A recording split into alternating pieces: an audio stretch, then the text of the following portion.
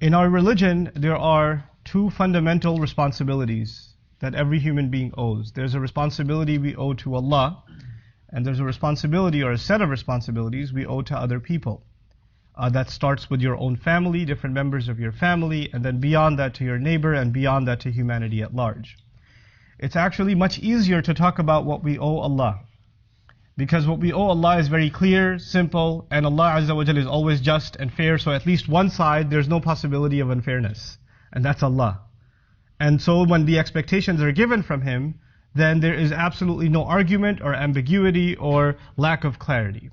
However, when you talk about a relationship between people, for instance, the relationship between an employer and an employee, or the relationship between a parent and a child, or a husband and a wife, or siblings, or whatever else, when you talk about any of these relationships, there's a possibility that one or either side does something wrong.